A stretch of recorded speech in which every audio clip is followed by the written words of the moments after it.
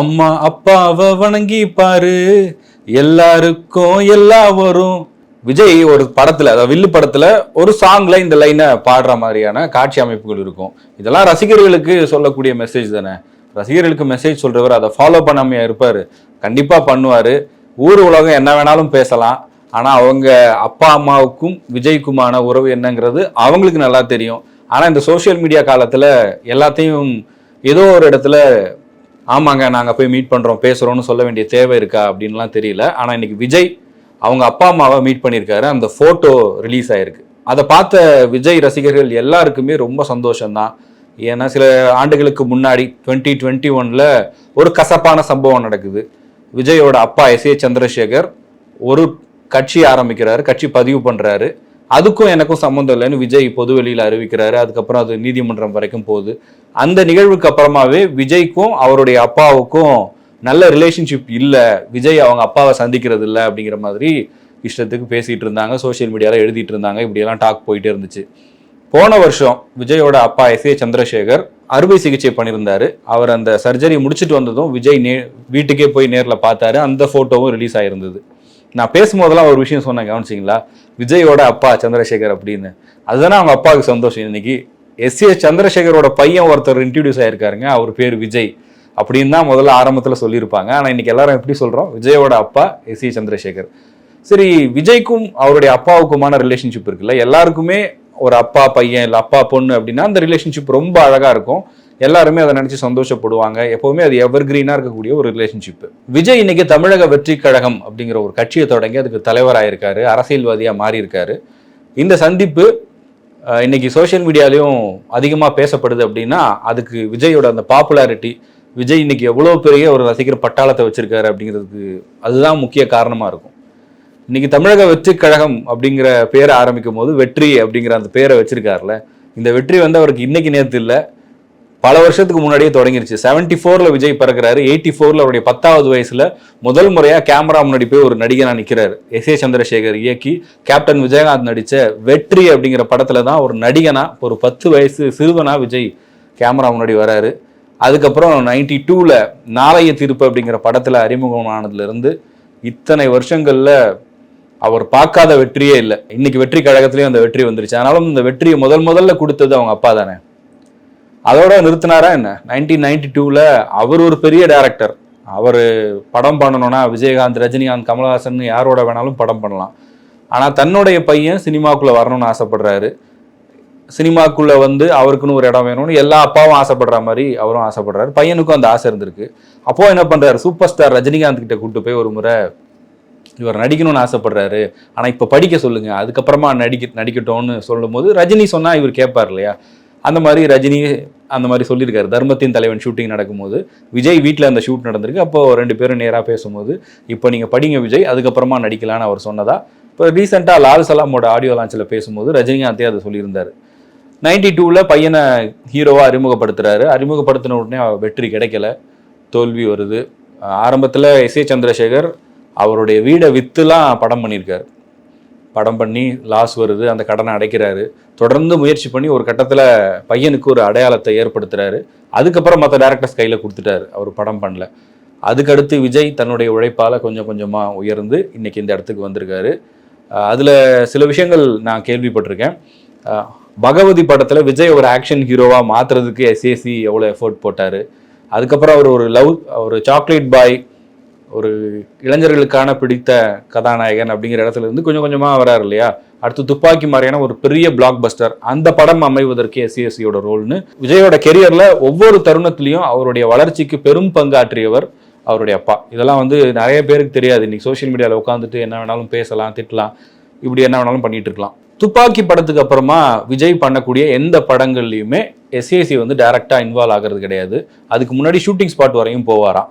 ஏன் போல அப்படின்னு நான் ஒரு முறை இயக்குனர் S.A.C சந்திக்கும் போதே நான் கேட்டிருந்தேன். அவர் சொன்ன விஷயம் ஒன்று தான், விஜய் எனக்கு பையனாக இருக்கலாங்க, இன்னைக்கு இவ்வளோ பெரிய ஹீரோவாக இருந்தாலும் எனக்கு அவன் விஜய் தான், வாடா போடான்னு தான் கூப்பிடுவேன், நான் உட்காந்துட்டு இருப்பேன், அவன் நிற்கணும் அப்படின்ற ஒரு அப்பா மகனுக்கான அந்த நட்பு தான் இருக்கும்.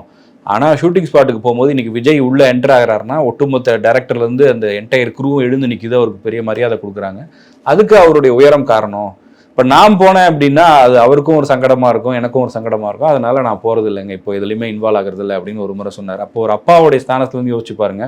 அதுவும் ஒரு புரட்சி இயக்குனர்னு சொல்லி தமிழ் சினிமாவில் தனக்கென ஒரு அடையாளத்தை பிடித்த ஒரு தந்தை அவருடைய மகனை எப்படியெல்லாம் செதுக்கி விஜயா அறிமுகப்படுத்தி இளைய தளபதினு இன்னைக்கு ஒரு அரசியல் கட்சி தலைவர் என்கிற வரைக்கும் அவர் கண்ட கனவு ரொம்ப பெருசு இல்லையா? அதே நேரத்தில் அப்பாக்களால் அறிமுகப்படுத்தப்பட்ட எல்லாரும் ஜெயிச்சிட்டாங்களா என்ன? தமிழ் சினிமாலேயே எத்தனையோ இயக்குனர்களுடைய மகன்கள், இல்லை ஒரு நடிகருடைய மகன், ஒரு நடிகையுடைய மகன், பல பேர் வந்திருப்பாங்க. அத்தனை பேரும் ஜெயிச்சிடல. ஒரு அப்பாவால் மட்டுமே ஒருத்தர் ஜெயிக்க முடியும் அப்படின்னா எத்தனையோ நடிகர்கள் இன்னைக்கு ஜெயிச்சு பெரிய இடத்துக்கு வந்திருக்கணும். ஆனால் இல்லை. ஆனால் விஜய் அவங்க அப்பா கொடுத்த பேஸ்மெண்ட் இருந்து தன்னுடைய உழைப்பால் கொஞ்சம் கொஞ்சமாக அவருக்குன்னு ஒரு இடத்தை பிடிச்சி இன்னைக்கு இவ்வளோ பெரிய கூட்டத்தை சேர்க்கறது அப்படின்றது சாதாரண விஷயம் கிடையாது. அதே நேரத்தில் விஜய் தன்னுடைய குடும்பத்துக்கு கொடுக்குற இம்பார்ட்டன்ஸ், மக்களுக்கு கொடுக்குற இம்பார்ட்டன்ஸ், ரசிகர்களுக்கு கொடுக்குற முக்கியத்துவம், இதெல்லாம் பார்க்கும்போதும் ஒரு ஆச்சரியமாக தான் இருக்குது. தன்னுடைய ரசிகர்கள் எந்த இடத்துலையுமே கவலைப்பட்டுறக்கூடாது, அவங்களை ஹர்ட் பண்ணிடக்கூடாது அப்படின்னு ரொம்ப கவனமாக இருக்காரு. வெளியில் மக்களை சந்திக்க வந்தாலும் சரி, ரசிகர்களை சந்திக்க வரும்போதும் சின்ன சின்ன நிகழ்வுகளையும் பார்த்து பண்ணுறாரு. தூத்துக்குடி திருநெல்வேலியில் மழை வெள்ள பாதிப்புகளில் இருந்தப்ப அவங்களுக்கு உதவி பண்ண போகும்போது அங்கே இருந்த நிர்வாகிகள் கொஞ்சம் டென்ஷனாக அங்கே இருந்த க்ரௌடெல்லாம் ஹேண்டில் பண்ணிருக்கும் போது கூலாக இருங்க, எதுக்கு டென்ஷன் ஆகுறீங்க அப்படின்னு அவங்க எல்லாரையும் சில் பண்ணுறாரு. அவர் அந்த ஆடிட்டோரியம்குள்ளே வரும்போது டோரை அடிச்சிடுறாங்க, அதுக்கும் அவர் டென்ஷன் ஆகலை. அவ்வளோ தூரம் வந்து ரொம்ப கேர்ஃபுல்லாக பார்த்து பண்ணுறாரு. இப்போது 10ஆம் வகுப்பு 12ஆம் வகுப்பு மாணவர்களை கூப்பிட்டு பாராட்டுறாரு. போன வருஷம் பண்ண மாதிரி இந்த வருஷமும் மாணவர்களை கூப்பிட்டு பாராட்டுற சான்றிதழ், அவங்களுக்கு பரிசு, ஃபோட்டோ எடுக்கிறது, இது எல்லாமே பண்ண போகிறாரு. யார் பெத்த பிள்ளையோ அப்படின்னு நினைக்காம அவங்க எல்லாரையுமே கூப்பிட்டு பாராட்டினா அது எந்த அளவுக்கு அவங்கள மோட்டிவேட் பண்ணும் அப்படிங்கிறத உணர்ந்து தான் இதை விஜய் பண்ணுறாரு. ஆனால் அவருடைய பையன் ஜேசன் சஞ்சய், அவர் லைகா நிறுவனத்தின் தயாரிப்பில் ஒரு படத்தை டைரக்ட் பண்ணுறாரு. டைரக்டராக அறிமுகமாறாரு. விஜய் அந்த படத்தினுடைய பூஜைக்கு போல, அந்த படத்தை பற்றி எங்கேயும் பேசலை. இவ்வளோ லைக்காலேருந்து அந்த பதிவை அஃபிஷியலாக ட்வீட் பண்ணுறாங்க. லைகா நிறுவனம் ஜேசன் சஞ்சய் ஒரு படத்தை டைரக்ட் பண்ண போகிறாரு, அந்த படத்தை நாங்கள் தான் ப்ரொடியூஸ் பண்ணுறோன்னு ட்விட்டரில் அறிவிக்கிறாங்க. அந்த அறிவிப்பை கூட விஜய் தன்னுடைய ட்விட்டர் பக்கத்தில் ரீட்வீட் பண்ணலை. யோசிச்சு பாருங்க, ஒரு இவ்வளோ பெரிய உச்ச நட்சத்திரம் தன்னுடைய பையன் டைரக்டர் ஆகிறாரு. அவர் இன்ஃப்ளூயன்ஸ் ஆகி அந்த படத்தை பற்றி ட்வீட் பண்ணியிருந்தாலோ, இல்லை ஒரு இடத்துல பேசியிருந்தாலோ, ஒரு வீடியோ போட்டிருந்தாலோ அதுக்கான விளம்பரமும் அதுக்கான எதிர்பார்ப்பும் எவ்வளோ தூரம் போயிருக்கும். ஆனால் அது விஜய் பண்ணலையே. இன்னைக்கு தமிழ்நாட்டில் இருக்கக்கூடிய மாணவ செல்வங்கள் படித்து நல்லா வரணுன்றதுக்காக ஒரு நாள் முழுக்க செலவு பண்ணுறாரு. 12 மணி நேரம் 13 மணி நேரம் செலவு பண்ணி அவங்களோட ஃபோட்டோ எடுக்கிறாரு, அவங்கள பாராட்டுறாரு, அவங்களுக்காக பேசுகிறாரு. அதெல்லாம் பண்ணுறவர் தன்னுடைய பையனுக்கு அதை பண்ணலை. ஏன் பண்ணலை? அதனால் அவங்க அப்பாவுக்கும் பையனுக்கும் ரிலேஷன்ஷிப் சரியா இல்லை அப்படின்னு சொல்ல முடியுமா? அவனுக்குன்னு ஒரு திறமை இருக்குது, அவன் அதுலேருந்து மேலே வரட்டும். ஏன்னா விஜய்க்கு இதை பண்ணாங்க எல்லாருமே. அவர் எஸ்ஏசிங்கிற இயக்குனருடைய பையனாக இருந்ததுனாலேயே அப்பாவால் வந்துட்டாருன்னு நிறைய விமர்சனங்களை விஜய் ஃபேஸ் பண்ணியிருப்பார். இன்னைக்கு அவருடைய உழைப்பால் இங்கே வந்ததுக்கப்புறம் அதை அப்படியே மறக்க ஆரம்பிச்சிருக்காங்க. அந்த மாதிரியான ஒரு அடையாளம் தன்னுடைய பையனுக்கு வந்துடக்கூடாது. இவ்வளோ பெரிய ஸ்டாரோட பையன்றதுனால இந்த வாய்ப்பு அவனுக்கு கிடைச்சதா இருக்கக்கூடாது.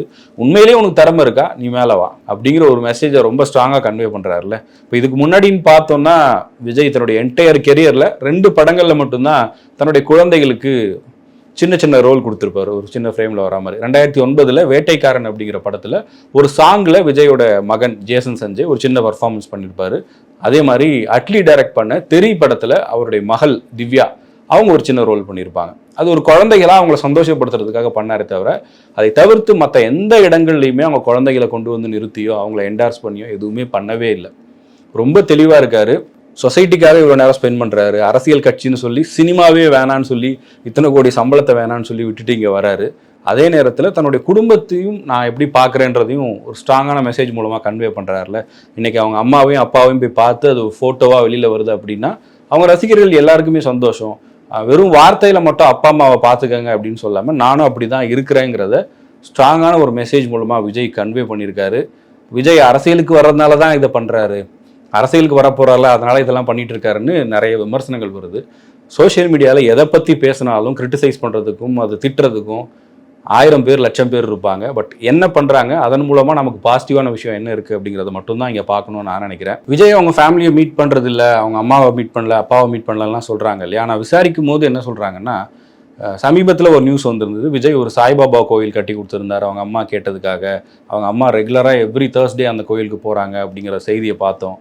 இப்போ அவங்க அப்பாவை பார்த்துருக்காரு. அவங்க அப்பாவுக்கு உடம்பு சரியில்லை, இல்லை எப்போல்லாம் இவர் சென்னையில் இருக்காரோ அப்போல்லாம் அங்கே போயிட்டு வந்துட்டு தான் இருக்காரு. இன்றைக்கி சோஷியல் மீடியா யுகத்தில் ஒரு நட்சத்திரங்களுடைய தனிப்பட்ட வாழ்க்கை அப்படிங்கிறது அதுவும் கூட எல்லாருக்கும் சொல்ல வேண்டிய ஒரு கட்டாயமாக மாறிடுச்சோன்ற கேள்வி வருது. அவர் எப்போல்லாம் அப்பாவை பார்க்குறாரு, எப்போ அம்மாவை பார்க்குறாரு, எப்போ பிள்ளைங்களை பார்க்குறாரு அப்படிங்கிற இந்த விஷயத்தையும் சொல்லிகிட்டே இருக்கணுமா? சோஷியல் மீடியாவில் ஃபோட்டோ வரல அப்படின்னா அவங்க மீட் பண்ணலன்னு அர்த்தமா? அப்படிலாம் எதுவுமே இல்லை அப்படிங்கிறது தான் இந்த ஃபோட்டோ மூலமாக அவர் சொல்லியிருக்காரு. அதே நேரத்தில் வாழ்த்து வாங்க வந்ததாகவும் சில பேர் சொல்கிறாங்க. ஏன்னா இந்த ஜூன் மாதம் தன்னுடைய 50வது பிறந்த நாளை விஜய் கொண்டாட போகிறாரு. அதே நேரத்தில் ஒரு அரசியல்வாதியாக அவருடைய அடுத்த கட்டத்தை நோக்கி நகர போகிறாரு. அவருடைய கோட் படத்தின் நிகழ்வுகள் ஏதாவது இருக்கலாம். இப்படி ஜூன் மாதம் விஜய் ரசிகர்களுக்கு நிறைய ட்ரீட் தரக்கூடிய மாதமாக இருக்கும்னு விஜய் தரப்பில் சொல்கிறாங்க. அதே நேரத்தில் இந்த ஃபோட்டோ வந்ததும் விஜய் ரசிகர்களுக்கு பெரிய கொண்டாட்டமாக மாறி இருக்குது. இந்த ஃபோட்டோவை பார்த்தப்ப உங்களுக்கு என்ன தோணுச்சு அப்படிங்கிறத கமெண்ட்டில் சொல்லுங்கள்.